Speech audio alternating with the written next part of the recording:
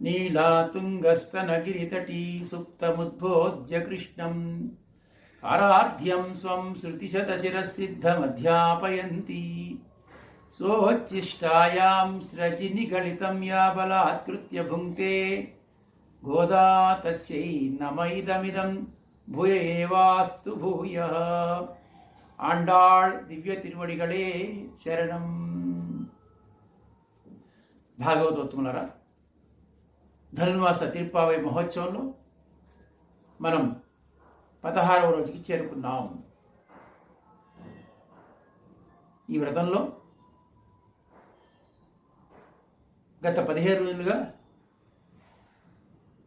పరమాత్మ యొక్క తత్వాన్ని తెలుసుకుని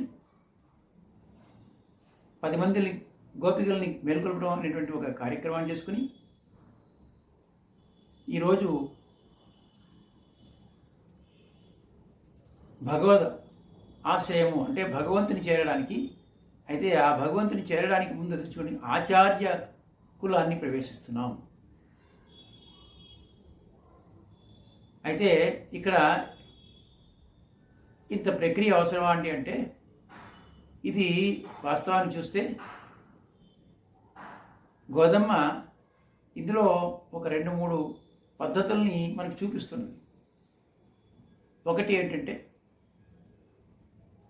అర్చాస్వరూపాన్ని ఏ విధంగా మనం సేవించుకోవాలి, దానికి సేవించుకోవాల్సిన పద్ధతి ఏమిటి అని ఒకటి, అంతర్యామి ఉపాసన ఏ విధంగా చేయాలి అనేటువంటిది ఒకటి.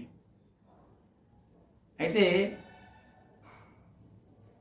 అర్చాస్వరూపాన్ని మనం కానీ సేవించుకోవడానికి వెళ్ళే ముందు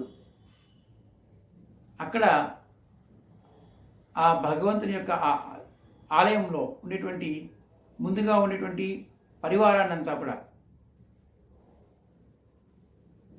ద్వారపాలక, భవనపాలక, ద్వారపాలకులు, అలాగే మనకు చెప్తారు అక్కడంతా అన్ని వైపులా కూడా జయ విజయులు, చండ ప్రచండాదులు వీళ్ళంతా కూడా అక్కడ ఉంటారు, వేయించేసి ఉంటారు పరివారం, భగవంతుని పరివారం.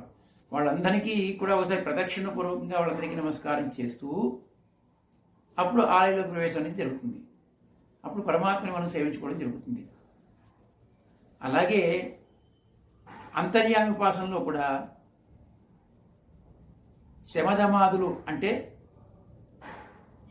అంతరింద్రియ బహిరింద్రియములను మనం వశపరుచుకొని తర్వాత మనస్సుని స్థిరీకరించుకొని ఆ మనస్సుని బుద్ధి యందు నిలిపి పరమాత్మ ఉపాసనని మనం చేస్తాం. ఆ పద్ధతి కూడా ఇందులో ఉందన్నమాట. అయితే మనకి గోదమ్మ చేసినటువంటి దాంట్లో మనకి ముందుగా 6వ పాశురం నుంచి నిన్న 15వ పాశురం వరకు కూడా 10 మంది గోపికల్ని మేల్కొల్పడం అనేటువంటి దాన్ని, అంటే ఆచార్యుల్ని, భాగవతోత్తముల్ని మనం సమాశ్రయం చేసి వాళ్ళని చేరి వారి ద్వారా యోగ్యమైనటువంటి గుణాలని మనం పొంది యోగ్యులుగా తయారై, ఎందుకంటే ఆచార్యాదేవ విదితా విద్య సాధిష్టం ప్రాప్త్, లేదంటే ఆచార్యవాన్ పురుషో వేద, విధంగా పరమపురుషుడైన పరమాత్మని చేరాలంటే మనం ఆచార్యుని సమాశ్రయించాలి. ఆచార్యుని ఆశ్రయించి ఆచార్యుని ద్వారానే మనం పరమాత్మని పొందగలము. కాబట్టి ఆచార్య స్వరూపుడైనటువంటి ఈరోజు ఇక్కడ నందగోపుని యొక్క భవనానికి చేరుతున్నారు వీళ్ళంతా కూడా. ముందు రోజు మొదటి రోజు చెప్పారు కూర్వేలు కుళ్ళనందన నందగోపన్ కుమరన్, ఈయన ఇక్కడ ఎలా వేయించేసి ఉన్నాడు, నందగోపుని కుమారుడుగా వేయించేసి ఉన్నాడు కృష్ణ పరమాత్మ. ఆ కృష్ణుని చేరే ముందు ఆ కృష్ణుడు ఎవరి అధీనంలో ఉన్నాడు అంటే నందగోపుని యొక్క అధీనంలో ఉన్నాడు. కాబట్టి నందగోపుడు మనకి అందరికీ ఆచార్యుడు. నందగోపుడిని సేవిస్తే కానీ కృష్ణ పరమాత్మ దర్శనం కాదు. కాబట్టి ముందుగా నందగోప భవనానికి వీరంతా చేరుకుని అక్కడ ఉండేటువంటి ఆ భవన పాలకుల్ని, ద్వారపాలకుల్ని ప్రార్థిస్తూ వారి ద్వారా అక్కడ ఆ పరమాత్మ దర్శనం చేసుకోవడానికి వీళ్ళంతా సమాయత్తం అయ్యారు. ఈనాటి పాశురంలో పాశుర అనుసంధానం చేసుకుని మనం అర్థాన్ని తెలుసుకుందాం. ఆండాళ్ దివ్య తిరువడిగళే శరణం. நாயகனாய் நின்ற நந்தகோபனுடைய கோயில் காப்பானே, கொடித்தோன்றும் தோரணவாஜல் காப்பானே, மணிக்கதவந்தாள் திறவாய் ஆயர் சீரமீரோமுக்கு அரைபறை மாயன் மணிவண்ணன் நென்னலேவாய் நேர்ந்தான் துயோமாய் வந்தோம் துயிலெழுப்பாடுவான் வாயால முன்னம் மாத்தாதே அம்மா நீ நேசநிலை கதவம் நீ கேலோ ரெம்பாவாய் ఆండాళ్ దివ్య తిరువడిగలే శరణం. ఈ యొక్క గోపికలంతా కూడా అందరినీ తమ తోటి వాళ్ళందరినీ కూడా సమాయత్తపరిచి, ఎందుకంటే చెయ్యాదని చెయ్యం అని అన్నారు కాబట్టి రెండవ రోజున ఏంటి అంటే మనం అంతా కూడా భగవంతుని సేవించే ముందు మనంగా ఒంటరిగా వెళ్ళకూడదు, భగవద్భక్తులతో కలిసి మనం పరమాత్మని సేవించాలి అనేటువంటి ఒక శిష్టాచారాన్ని తెలుసుకున్నవాళ్ళు కాబట్టి అందరినీ మేల్కొల్పుకొని అందరినీ తమతో చేర్చుకుని ఈనాడు ఆ భగవద్ దర్శనం గురించి ఆచార్య కులాన్ని ప్రవేశిస్తున్నారు. ఎవరు ఇక్కడ ఆచార్యుడు అంటే నాయగనాయ నిందనంద గోపనుడయ కోయిల్ కాపానే. ముందుగా వీళ్ళు ఎవరిని ప్రార్థిస్తున్నారు? భవన పాలకుల్ని ప్రార్థిస్తున్నారు. ఎవరి భవన పాలకుడు అంటే నాయకుడైనటువంటి నందగోపుని యొక్క భవన పాలక అని ఇక్కడ ఆ ముందు భవన పాలకుని ప్రార్థించాడు. ఆ తర్వాత కొడితోండ్రం తోరణవాసి కాపానే. సరే, ఆయన ప్రార్థించగానే భవన పాలక మేము ఇలాగా కృష్ణ పరమాత్మ చూద్దామని వచ్చాము, మమ్మల్ని లోపల ప్రవేశించవలసింది అంటే ప్రవేశింపజేశాడు. చేసిన తర్వాత ఆ తర్వాత ఇంకా తోరణవాసి కాపానే అక్కడ ఉండేటువంటి ఆ ద్వారం దగ్గర ఉండేటువంటి ఇంకొక ఆ యొక్క పాలకుడు ఉన్నాడు. ఆయన్ను కూడా మీరు కలుపుతున్నారు, ఆయన్ను కూడా ప్రార్థిస్తున్నారు. కాపానే కొడితోండ్రం తోరణవాసి కాపానే. ఏం చేశాడు పరమాత్మ? ఈ యొక్క నందగోపుని యొక్క భవనం కొంచెం విశేషంగా ఉండాలని అక్కడ ఆ భవనానికి ఒక జెండా కూడా కట్టించాడు. అక్కడ జెండాగా ఒక గుర్తుగా, ఎందుకంటే ఈ గోపికలంతా కూడా రావడానికి వీలుగా, తెలియడానికి వీలుగా ఒక నాన్నగారు మరి మీరేమో ఈ యొక్క నందవ్రజానికి అంతా కూడా నాయకులు కాబట్టి మీ అందరిలాగా మీరు ఎదుర్కోదు కాబట్టి మనం ఏం చేయాలి, గుర్తుగా ఒక జెండా పెడదాం అని జెండా కట్టించాడట. మన దేవాలయాల్లో కూడా అలాగే ఉంటుంది, ధ్వజస్తంభం ఉంటుంది. అది ధ్వజస్తంభం జెండా అక్కడ. అలాగా కొడితోరణం అక్కడ మనం ఏం చేస్తాం, లోపలికి వెళ్ళిన తర్వాత అక్కడ ఒక పాలకుడు ఉంటాడు అనమాట. ఆయన్ను కూడా నమస్కరిస్తాం. కొడితోండ్రం తోరణవాసి కాపానే. అక్కడ ఆ ద్వారపాలకులను కూడా సేవిస్తున్నారు. మనకి మామూలుగా దేవాలయం కూడా జయ విజయులని ద్వారపాలకులు వాళ్ళని నమస్కరించే మనం అక్కడ పరమాత్మను సేవించుకుంటాం. కొడితోండ్రం తోరణవాసి కాపానే. సరే, వెళ్ళిన తర్వాత వాళ్ళు ఏం చేశారు, సరే వెళ్ళండర్రా అని ప్రార్థించగానే వెళ్ళమని చెప్తే మణికదవంతాళ్ తిరవాయ్ అంటే ఈ మణికవాటములు ఏవైతున్నాయో ఆ తలుపులు నువ్వే తెరవలసింది, లోపలికి తెలుసుకుని వెళ్ళండి లోపలికి అంటే వీళ్ళు అక్కడ వెళ్ళలేదన్నమాట. వెళ్ళకుండా మీరే ఆ తలుపులు తెరవలసింది. కొడితోండ్రం తోరణవాసి కాపానే మణికదవంతాళ్ తిరవాయ్. ఆ ద్వారపాలకులు కాస్త లోనికి వెళ్ళమని చెప్తే వీళ్ళు అడుగుతున్నారు, మణికదవంతాళ్ తిరవాయ్ అంటున్నారు. ఆ మణిమయ భవనంలో మణులతో చేయబడినటువంటి ఆ కవాటములని నువ్వే తెరవలసిందయ్యా అని ప్రార్థించారు. ఆ ద్వారపాలకులు కాస్త వెళ్ళండారా లోపలికి వెళ్ళండి అని అనుమతించినా వీళ్ళు కాదు, అలా కాదు, ఆ కవాటములను నువ్వు తెరవలసింది అని చెప్పారు. ఆ ఎరసి మీరు ముక్కు మేమంతా ఎవరము అంటే అప్పుడు ఆయన కొంచెం అనుమానంగా, అసలు ఏమిటి మీరు ఇప్పుడు రావడం ఏంటి, ఈ వేళలో రావడం ఏంటి, అసలు మీరెవరు ఏమిటి అని అడిగితే ఆ ఎరసీరు మీరు ముక్కు మేమంతా కూడా చిన్నపిల్లలం, గోపికలం, చిన్నపిల్లలం. ఆ ఎర్ సిరు మీరు ముక్కు. సరే ఏంటి, ఎందుకు వచ్చారు, అసలు ఎందుకు వెళ్ళాలనుకుంటున్నారు లోపలికి అంటే అరే పరే మాయన్ మని అన్నన్ నిన్నలే బాయి నేర్ందాన్ అంటున్నారు. అంటే అరై పరై నిన్న మాకు సభలో అరై పరై పర అనేటువంటి వాయిద్యాన్ని బావుగా శబ్దించేటువంటి ఒక వాయిద్యాన్ని ఇస్తా అని చెప్పాడు. ఆ మాట ఇచ్చాడు.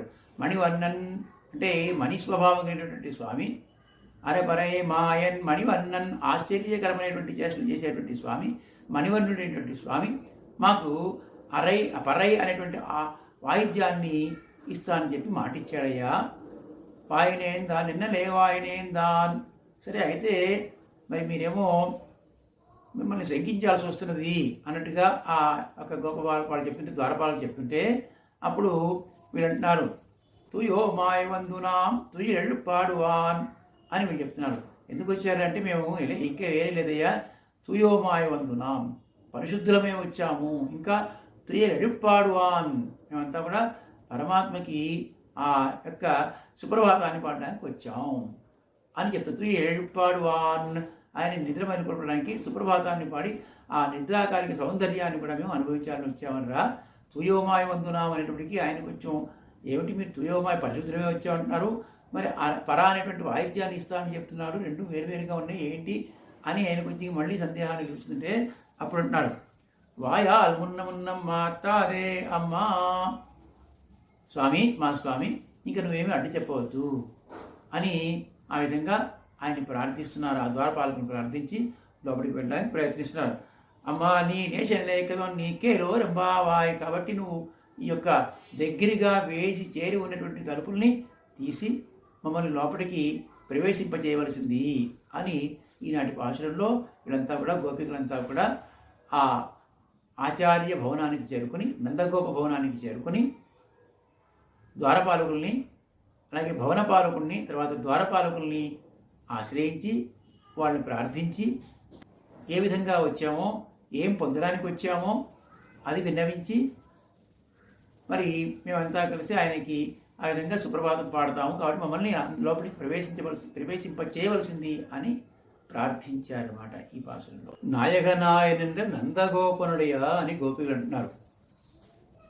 అంటే నాయకుడైనటువంటి నందగోపుని యొక్క భవనము, ఆ భవనాన్ని పాలించేవాడా అంటున్నారు. ఇక్కడ వాస్తవాన్ని చూస్తే అసలు నందవ్రజానికి నాయకుడు ఎవరు అంటే మనకి మామూలుగా చరాచర ప్రపంచానికి అంతా కూడా ఈ సృష్టికంత నాయకుడు పరమాత్మ కృష్ణుడే. కానీ ఇక్కడ వీళ్ళు ఏమంటున్నారు, నందగోపునికి నాయకుని కాదు. నాయకుడు ఏంటంటే నందగోపుని యొక్క, ఇక్కడ మనకి నాయకుడు నందగోపుడా శ్రీకృష్ణుడా అంటే పరమాత్మకి ఏమిటి అంటే పారతంత్యం అంటే ఇష్టమట. పరతంత్రులుగా అలా చెప్పుకోవడం ఇష్టమట. నందగోపుని యొక్క పుత్రుడు అంటే అతనికి ఎంతో ఇష్టం. అంతేగాని శ్రీకృష్ణ పరమాత్మ, శ్రీకృష్ణుడు తాను పరమాత్మగా తన పేరు చెప్పుకోవడం అతనికి ఇష్టం అంట. పారతంత్యం అంటారు ఇది. అయితే ఇక్కడ అలా ఉంటారండి పరమాత్మ అంటే ఆయనకి అదే ఇష్టము, పరతంత్రత ఇష్టమట. అక్కడ మనకంటారు ఆ పరమపదంలో కూడా అక్కడ విశ్వక్షేణ, అనంత గరుడ విశ్వక్షేణాదులు అంతా కూడా ఇతను నియమిస్తూ ఉంటారట. ఇగో ఇలా ఉండు, ఇలా కూర్చోవాలి, ఇలా ఉండాలి, ఇలా చేయి అంటే అలాగే అంటూ అక్కడ విశ్వక్షేణుల వారైతే ఒక బెత్తం తీసుకునిగో ఇలా ఉండు అంటే అలాగే సరే సరే అని ఆయన కాస్త ఆ విధంగా అంత పరతంత్రుడుగా ఉంటాడు పరమాత్మ. ఎప్పుడు కూడా భక్త పరాధీనుడు అంటారే, అది భక్త పారతంత్ర్యము. భక్తుడు ఎలా చెప్తే అలాగే ఉంటాడు. ఆయన స్వతంత్రంగా ఉండటం ఇష్టం ఉండదట. దానికి అదేవిధంగా రామాయణంలో రాములుగా అవతరించి పరమాత్మ ఇంకా అక్కడికన్నా కూడా ఇక్కడ పారతంత్ర్యానికి ఎక్కువ అవకాశం ఉంది. ఆ స్వర్గంలో అయితే అక్కడ వాళ్ళంతా కూడా ఆయన పరతంత్రుడిగా ఉందాం అనుకుంటాడు. కానీ వాళ్ళంతా అలా ఉండనివ్వరు. ఆ యొక్క నిత్యసూరులంతా కూడా ఉండి అయ్యో పరమాత్మ ఇలా ఉంటే అలా నువ్వు అలా అని చెప్పేసి ఆయన్ని పరతంత్రుడిగా ఉండడానికి అవకాశం తక్కువ ఉంది. అనంతగరుడు విశ్వక్షేణాదులు నియమిస్తున్నా మిగతా నిత్యసూరులంతా కూడా అతని పరమాత్మగానే చూస్తుంటారు కాబట్టి పారతంత్ర్యం ఎక్కువ ఉండదు. కాబట్టి ఆ పారతంత్ర్యాన్ని అనుభవించడానికి ఇదిగో ఈ లోకంలోకి వేయించేస్తాడు స్వామి రామకృష్ణాది అవతారాలుగా. రాముడుగా వచ్చాడు, పరతంత్రుడా అంటే అయ్యాడు. అక్కడ ఎలా చెప్తే అలాగా దశరథుడు, మామూలుగా దశరథుడు ఎవడు పరమాత్మ అందరికీ తండ్రి. కానీ దశరథం పితరం రోచయామాస అంటారు. దశరథుడిని తన కొడుకైనటువంటి దశరథునే తనకు తండ్రిగా ఇష్టపడి అక్కడికి వచ్చే దశరథ తనయుడుగా చెప్పుకోబడి ఆ పరమాత్మ అక్కడ. అదే కాదుట ఆ తర్వాత కూడా ఎక్కడికి తర్వాత అంతా కూడా మునులు ఋషులు ఎలా చెబితే వాళ్ళంతా అలా వింటూ ఉండేవాడు. వాళ్ళ యొక్క ఆజ్ఞానుసారంగానే వెళుతూ ఉండేవాడు. ఆ విధంగా పారతంత్ర్యమే ఆయనకి ఇష్టము చెప్పి అంటారు రామాయణంలో అయితే. అలాగే కృష్ణావతారంలోకి వస్తే అక్కడ నంద యశోదలకి బిడ్డడే ఉన్నాడు. ఇలా చెప్తే అలాగా, ఏది చెప్తే అలాగా వాళ్ళకి వశుడైపోయి ఉన్నాడు కదా. నందాత్మజ యశోదాతనయుడు అంటే ఆయనకి ఎంతో గొప్పట. అంతేగాని ఆ యొక్క పేరు లేకుండా అతనికి ఆ విధంగా స్వతంత్రంగా ఉండడం ఇష్టం ఉండదు. కాబట్టి పారతంత్యాన్నే ఇతడు చాలా ఇష్టపడతాడు. కాబట్టి ఇక్కడ కూడా నందగోప భవనము అంటే నాయకుడైన నందగోప తనుడుగానే తను ఇష్టపడుతూ ఉంటాడు. ఇంకా ఒకటి మనకి రామాయణంలో ఇంకొక చిన్న చెప్తారు మన పెద్దలంతా కూడా, ఏమిటంటే రావణవధానంతరం వచ్చేస్తూ ఆ దారిలో పుష్ప విమానం మీద వస్తూ అన్ని విషయాలు చూపిస్తూ అక్కడ ఇక్కడ నేను పలానా గుహని కలుసుకున్నాను, ఇది ఒక సరి ఉన్నది, ఈ విధంగా అన్ని పరిచయం చేస్తూ అప్పుడు చెప్తాడట. అయోధ్య నగరం వచ్చింది. వచ్చేటప్పటికి పితుర్మమ రాజధాని పితుర్మమ అంటాట. ఇదిగో ఇది ఉందే, ఇది మా నాన్నగారి రాజధాని అంటాడు. దశరథుని యొక్క రాజధాని చెప్తాడట. ఎప్పుడు దశరథుడు 14 సంవత్సరాల ముందు గతించిపోయాడు. ఇప్పుడు ఎవరు ఈయనకి రాజు ఇక్కడ? రామచంద్ర స్వామి. మన రాజధాని అనొచ్చు కదా, మన రాజధాని అనలేదు, లేదా నా రాజధాని అనలేదు, అనకుండా అక్కడ పితుర్మమ రాజధాని అంటాడట. ఆ విధంగా పరమాత్మకి ఎప్పుడు కూడా పారతంత్యమే ఇష్టము.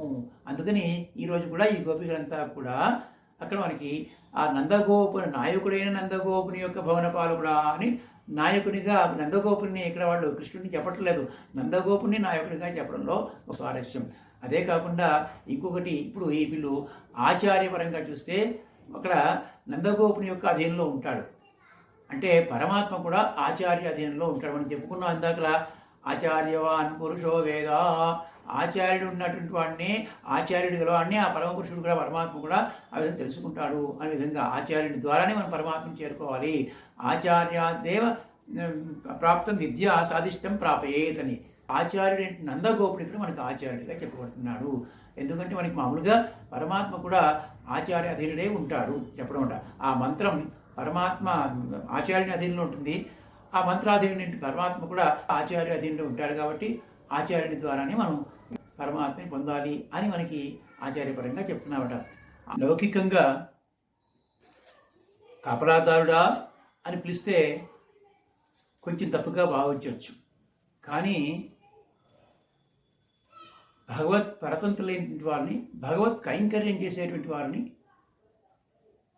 ఆ కైంకర్యం చేసే పేరుతోనే పిలిస్తే అది వాళ్ళకి గొప్పదనం, సంతోషాన్ని కలిగించే విషయం. దానికి మనవాడు చెప్తారు, ఏకాంతి వ్యపదేష్టవ్య నైవ గ్రామ కులాధిభి విష్ణునా వ్యపదేష్టవ్య అంటారు. కాబట్టి కైంకర్యపరుల్ని కైంకర్యం చేస్తే ఆ కైంకర్యంతో వాళ్ళని పిలవాలి అని మనకి. కాబట్టి వీళ్ళు ఇక్కడ అందుకనే కొడితోండ్రం తోరణవాసి కాపానే అని అంటున్నారు. భవనపాలకుడా అలాగే ద్వారపాలకుడా అని. అంటే ఇక్కడ కోయిల్ కాపానే, కోయిల్ అంటే కో అంటే అక్కడ ఇల్ అంటే ఇల్లు, కో అంటే పరమాత్మ, పరమాత్మ ఇల్లు అది. అంటే ఎక్కడ ఉంటాడు పరమాత్మ అంటే మంత్రం అనే ఇల్లు, మంత్రంలో ఉంటాడు.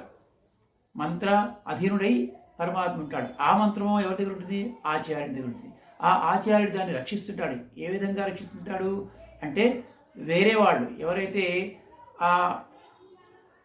ఆ మంత్రాన్ని అధికారులు కానటువంటి వారి నుంచి దాన్ని రక్షిస్తూ జాగ్రత్తగా ఆ విధంగా ఉంటుంటాడు. కాబట్టి ఆచార్యుడు అని అర్థం. ఆ విధంగా వీళ్ళు అక్కడ కొయ్య కాప్ప అని అన్నా, అలాగే తోరణవాసిల్ కాప్ప అని అన్నా, ఈ రెండుట్లో వాళ్ళు ప్రార్థిస్తున్న ఆచార్యపరంగానే ప్రార్థిస్తున్నారు. ఓ భవన పాలక అంటే భవనాన్ని రక్షించేవాడా? భవనం ఎవరిది అంటే కృష్ణుడు ఉండేటువంటి భవనం, దాన్ని రక్షించేవాడు ఆచార్యవ్రతం. అలాగే తోరణవాసిల్ కాప్ప అని అక్కడ కూడా ఆ ద్వారపాలకుడు అక్కడ రక్షిస్తుంటాడు అందరినీ. ఎవరిని బయటికి లోపలికి వదలాలి, ఎవరిని వదలకూడదు అనేటువంటి ఆలోచించేవాడు. కాబట్టి ఆయన్ని కూడా వీళ్ళు ఆచార్యుని కానీ సంబోధిస్తూ ప్రార్థిస్తున్నారు అన్నమాట. అయితే ఆ యొక్క ద్వారపాలకుడు ఎవరుతున్నారో ఆయన అంటే ఏమిటర్రా ఇప్పుడు వచ్చారు, వేళాపాలు లేదా అర్ధరాత్రి అపరాత్రి లేకుండా వచ్చారు, ఎప్పుడంటే ఒట్లు వచ్చాడనా, ఎంత దర్శనం ఇస్తానా కూడా అని ఆయనకు వచ్చి కాస్త పిసుక్కున్నట్టుగా చూసి ఇక్కడ ఇంకోటి అదే కాకుండా ఇక్కడ నాయకుడు అంటే మనకి ఆచార్యుడు అని చెప్తాడు. నాయకుడు అంటే ఎవరు? ఆచార్యుడు. అంటే భగవానుడు ఎవరి దీనిలో ఉంటాడంటే కృష్ణ భగవానుడు ఇప్పుడు ఈ ఇంట్లో ఉన్నాడు. ఎవరింట్లో? నందగోపుని యొక్క ఇంట్లో ఉన్నాడు. కాబట్టి నందగోపుడు ఆచార్యుడు మనకి, ఆయన నాయకుడు. ఈ యొక్క రేపల్లకంతా కూడా నందపురజానికంతా కూడా నాయకుడు ఎవరు అంటే ఆ యొక్క నందగోపుడే. మణి కదవంతాళ్ తెరవాల్, ఆ మణి కవాటములను తెరవవలసింది అని ప్రార్థిస్తున్నారు. తలుపులు తీసుకువెళ్ళండి లేకపోతే అని ఆయన అన్నాడు. అంటే అలా కాదుగా, ఆ బాబుని వేరు తీవాల్సింది అని అన్నారు. ఎందుకు ఈ కవాటములు అంటే ఏమిటి అంటే మనకి చెప్తామట. మనకి 2 విధాలైనటువంటి ప్రలోభాలు ఉంటాయి మనలో. 2 విధాలైన ప్రలోభాలు ఏమిటంటే, ఒకటేంటంటే ఈ ప్రకృతి బాహిరమైనటువంటి పదార్థాలను చూసి వాటిని ఆకర్షించి వాటి యందు మనకి తదేకమైన ప్రలోభం ఉంటుంది, వాటిని పొందాలనేటువంటి ప్రలోభం.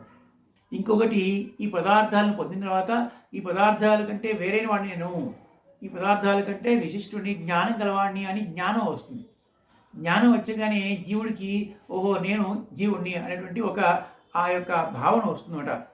అయితే అది కూడా నేను స్వతంత్రుని, నేను అనుభవిస్తున్నాను అనేటువంటి భావన వస్తుంది. ఇది ఒక ప్రలోభం. ఈ రెండు ప్రలోభాలు ఏవైతే ఉన్నాయో మన భగవంతుని నుంచి దూరం చేస్తాయి, పరమాత్మ నుంచి దూరం చేసేటువంటి ప్రలోభాలు. కాబట్టి ఆ ప్రలోభాన్ని ఎవరి తొలగించాలి అంటే ఆచార్యుని తొలగించాలి. కాబట్టి ఆ యొక్క ద్వారపాలకుడిని అయ్యా కాదయ్యా ఆ మణికవాటాల్ని నువ్వే తెరవలసింది అని ప్రార్థిస్తున్నాను అక్కడ. అయితే బాగుందరా, మీరు ఏమిటి అసలు, మీరు ఎవరు, ఎందుకు వచ్చారు, ఎలా వచ్చారు, ఇప్పుడు ఏంటి ఇక్కడ ఈ సమయంలో ఎందుకు వచ్చారంటే ఆయర్ సిరు మీరు ముక్కు అంటున్నారు.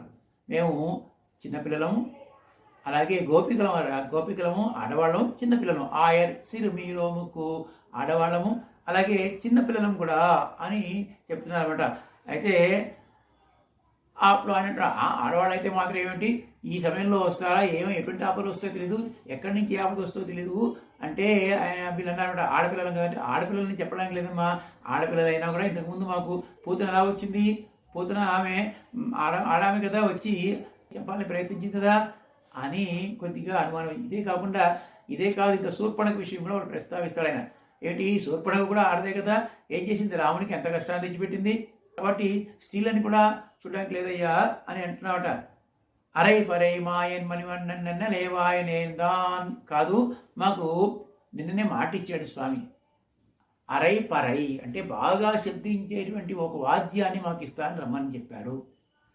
కాబట్టి నిన్నే మాకు సభలో మరి అంతమందిలో మాకు మాట ఇచ్చాడయ్యా అనేటువంటికి వీళ్ళ గోపికలు అంటే ఏదో మాట ఇచ్చాడమా, మాట ఇస్తే వచ్చేయడమనా, ఏదో అక్కడ ఇస్తుంటాడు సభల్లో వాటిలో మాటలు ఇస్తుంటారు, అంత మాత్రం వచ్చేయడమనా అవుతుందా అని. అందులో కృష్ణుడు మాటలు ఇస్తుంటాడు, దానికి అంతవరకు అలా కాదయ్యా, ఆయన మాట అంటే మాటే, తప్పనిసరిగా మాట ఇచ్చి తీరుతాడు అంటే దానికి ఉదాహరణగా కూడా మన పెద్దలు ఏం చెప్తారంటే జౌ పతేత్ హిమవాన్ శకలీ భవేత్ కృష్ణే నమే మోహం వచో భవేత్ అంటాడు కృష్ణ పరమాత్మ. ఎప్పుడు అంటే ఆ పాండవులంతా కూడా సరే వనవాసం అజ్ఞాతవాసం అయిపోయిన తర్వాత కృష్ణుడిని ఆ దుర్యోధన దగ్గరికి, కౌరవుల దగ్గరికి రాయబారిగా పంపిస్తారు. రాయబారానికి కనీసం అర్ధరాజ్యం అని లేకపోతే ఒక ఐదు ఊళ్ళని ఇవ్వను అని పంపిస్తుంటాడు.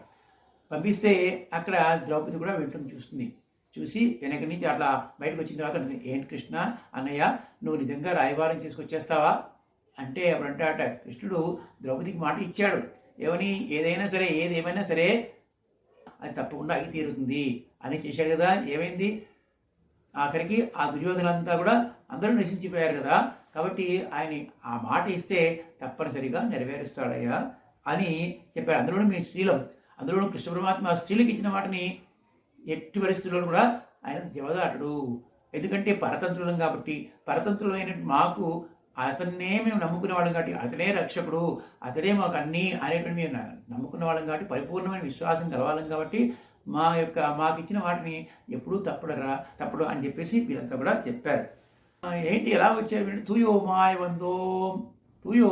వందో అంటున్నారు. తూయి అంటే పరిశుద్ధమే వచ్చాము. ఈ పరిశుద్ధత అనే పదం మనకి 5వ పాశంలో కూడా చెప్తారు ఈ గోపికలు. పరిశుద్ధమే వచ్చాము అంటారు. అక్కడేంటి తూయోమాయ వందో తూమల తూవిత్తొడదు అన్నారు. అక్కడ పరిశుద్ధమే వచ్చి మేము పుష్పాలను నీకు సమర్పిస్తున్నాము, అది ఉపాయ పరిశుద్ధి అంటారు. అంటే ఏదైనా మనకి పరిశుద్ధి అంటే పరమాత్మ దగ్గర వెళ్ళినప్పుడు ఉపాయ పరిశుద్ధి అంటే ఆ ఉపాయం నేను చేస్తున్నాను, నా గురించి చేస్తున్నాను కాకుండా భగవంతుని పొందడానికే నేను ఈ ఉపాయం చేస్తున్నాను, ఈ ఉపాయాన్ని అనుసరించాను, అది శరణాగతి అంటాం, ప్రపత్తి అంటాం. అలా చేస్తే అది పరిశుద్ధమే. లేదు ఇంకా ఏదో పొందడానికి ఇదిగో పలానా ఈ వ్రతం చేసి వల్ల నాకు ఇది పొందుతుంది, చిన్న కోరికలు మనం కోరుకుంటాం, అది పరిశుద్ధి కాదు. అలా చేయకూడదు పరమాత్మ దగ్గర. అలాగా ఆ 5వ పాశంలో వాళ్ళు చెప్పినట్టు ఉపాయ పరిశుద్ధి. మరి ఈరోజు నిన్నే కోరుకుని వచ్చాం, పరమాత్మ దర్శనమే మాకు అదే మాకు అన్నిటికన్నా ముఖ్యమైనది, దాన్నే మేము అని ఇది ఉపేయ పరిశుద్ధి అంటారు. పరమాత్మ దగ్గరికి వెళ్ళి మనం ఇంకా వేరే ఏం కోరుకోకూడదు, అతడే గొప్ప నిధి. అటువంటి నిధి నుంచి మనం ఏదో చిన్న కోరికలు కోరుకుంటే ఏమిటది, అది పరిశుద్ధి కాదు. కాబట్టి అటువంటి మేము పరిశుద్ధమే వచ్చామయ్యా.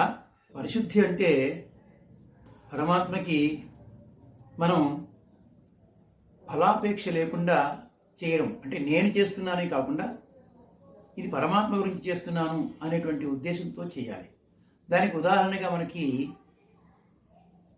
మహాభారతంలో చూస్తే కృష్ణుడు రాయబారానికి వెళ్ళిన సమయంలో దుర్యోధనాదులు ఏం చేస్తారంటే, దుర్యోధనుడు ఎలాగైనా కృష్ణుని మన వైపు తిప్పుకోవాలనే ఉద్దేశంతో అక్కడ అనేక ఏర్పాటు చేస్తాడు. ఏమిటి అంటే, చిన్నప్పుడు కృష్ణ పరమాత్మకి వెన్న అంటే చాలా ఇష్టం కాబట్టి ఆ వెన్నని తదేకంగా అరగించాడు కాబట్టి, ఈయనకి వెన్న ఇష్టం కాబట్టి అందరికీ ఆదేశించాడు తన భృత్యులకి, ఇదిగో పరిశుద్ధమైనటువంటి స్వచ్ఛమైన వెన్నని కుండలు కుండలుగా తయారు చేసి పెట్టండి రెడీగా అని. తర్వాత చిన్నప్పుడు గోపికలతోటి అక్కడ విహరించాడు కాబట్టి ఇక్కడ ఉత్తమమైన స్త్రీలను కూడా సమర్పిద్దాం అని కొంతమంది స్త్రీలను కూడా తయారు చేసి పెట్టాడట. కానీ పరమాత్మ కటాక్షించాడా? కటాక్షించలేదే. ఎందుకని అంటే, నేను చేస్తున్నాను అహంకారంతో చేశాడు. అలాగే విందు కూడా ఏర్పాటు చేసే దుశ్శాసన చెప్పాడట. దుశ్శాసన అన్ని ఉత్తమమైనటువంటి ఎంతో గొప్పగా ఒక విందు ఉండాలి, దానికి తగిన ఏర్పాటు చేసి విందు కోసం తయారు చేయమన్నాడు.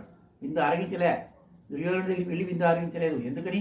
అహంకారంతో నేను చేస్తున్నాను, నేను చక్రవర్తిని అనేటువంటి అహంకారంతో చేశాడు కాబట్టి, ప్రతిఫలాన్ని అపేక్షిస్తూ చేశాడు కాబట్టి అక్కడ కృష్ణ పరమాత్మ కరుణించలేదు. అదే ఏమీ లేదనుకున్నాడు, ఏమి ఇవ్వాలో తెలియనటువంటి ఆ విదురుణ్ణి అతని దగ్గరికి వెళ్ళి ఏమిచ్చాడు విదురుడు? కాస్త పాపం ఆయన కాస్త చాలా కంగారు పోతాడు. అయ్యో ఈయన వచ్చేసాడే, ఏం చేయాలి? ఇంట్లోకి వెళ్ళి ఎప్పటికీ బయటికి రాడు.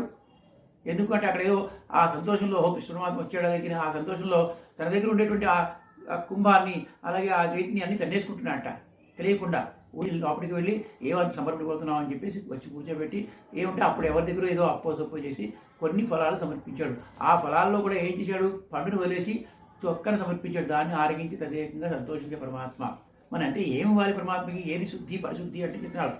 అన్యత్ పూర్ణాత్ అపాం కుంభాత్, అన్యత్ పాదావనే జనాత్, అన్యత్ కుశల సంప్రశ్నాత్ నచేచ్చతి జనార్దన. అంటే ఏమి ఇవ్వగలం పరమాత్మకి మనము? ఆయనకు అన్నీ ఉన్నాయి కదా. కేవలం ప్రీతితో అపాం కుంభాత్ అన్యత్, మనం వెళ్ళి వస్తే పరమాత్మ వస్తే ఆయనకి ఎదురుగుండా వెళ్ళి పూర్ణ కుంభ స్వాగతం చెప్తే చాలు, అంతకన్నా మనం ఇవ్వగలమయ్యా. అన్యత్ పాదావనాత్ జనాత్, ఇంకా ఏం కోరుకుంటాడు పరమాత్మ నుంచి? వెళ్ళి ఒక్కసారి పాదాలను మనం స్పృశిస్తే చాలు, ఆయన తదేకంగా తృప్తిపడతాడు. ఇంకా కుశల సంప్రశ్నాత్, ఆయన కాస్త ఆయన అక్కడ విధుడు ఏం చేశాడు? కుశల ప్రశ్నలు అడిగాడు. కుశల ప్రశ్నలు అడిగి తదేకంగా అదే అంతే బాగుందా, ఎలా ఉంది, ఏమిటి నేను కుశల ప్రశ్నలు అడిగితే సంతోషపడతాడట. అబ్బబ్బా నేనంటే ఎంతో ప్రీతి వీరికి అని పరమాత్మ సంతోషపడి కటాక్షిస్తాడు. అదిగో అది పరిశుద్ధి అంటే. ఆ పరిశుద్ధిని వీళ్ళు అటువంటి పరిశుద్ధి గలవాళ్ళే వచ్చాము అని వీళ్ళు ఆ యొక్క ఆ ద్వారపాలకుడికి విన్నవిస్తున్నారు అన్నమాట. అయితే ఇంతకుముందేమో మీరు పర ఇస్తా అన్నాడు, ఏదో వాణిజ్యం తీసుకుంటా అన్నారు, దాని గురించి వచ్చామని మళ్ళీ ఇప్పుడు మరి ఈ విధంగా అంటున్నారు, తుయోమాయ వందా అంటున్నారంటే మాకేమీ అవసరం లేదు పరమాత్మ చూడడమే అంటున్నారు, భిన్నంగా ఉంది ఏమిటంటే అదేం కాదయ్యా, ఇంకా తుయేడు పాడువా అని అంటున్నారు. లేదు లేదు, మేము పరమాత్మని నిద్ర నుంచి మేలుకొల్పి ఆయనకి మంగళం పాడి తదేకంగా సుప్రభాతం పాడదామని వచ్చామయ్యా, నిద్రకాలిక సౌందర్యాన్ని కూడా చూద్దామని వచ్చాం, అంతే తప్పితే మాకు ఇంకేమీ లేదు అని వీళ్ళు ఈ విధంగా చెప్పారన్నమాట. చెప్పి ఇక్కడ తుయోమాయ వందాం తుయేడు పాడువాన్, ఇంకా మళ్ళీ ఆయన ఏదో కొద్ది కొద్ది చెప్దాం అనుకుంటుంటే మాకు వాయాలు ఉన్నమన్నం మాత్తాదే అమ్మా అంటున్నాడు.